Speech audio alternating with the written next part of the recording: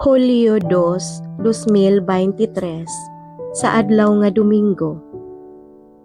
Pagbasa gikan sa Santos nga Ebanghelyo sumala ni Mateo. Si Jesus miingon ngadto sa iyang mga tinun-an. Ang nagmahal sa iyang amahan o sa iyang inahan labaw kanako. Dili angay kanako. Ug kadtong nagmahal sa iyang anak labaw kanako, dili angay kanako.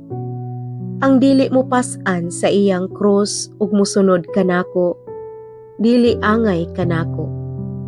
Ug kadtong mag-amping sa iyang kinabuhi, kawad-an hinuon niini.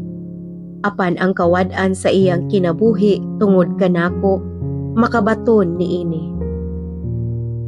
Ang mudawat kaninyo, mudawat usab kanako. Ug ang mudawat kanako, mudawat usab kaniya nga nagsugo kanako. Ang mudawat sa sinugo sa Dios, tungod sa iyang pagkasinugo sa Dios, gantihan usab sa ganti nga madawat sa sinugo. Ug ang mudawat sa tinuod nga maayong tawo, tungod sa iyang pagkamaayong tawo, gantihan usab sa ganti nga madawat sa maayong tawo.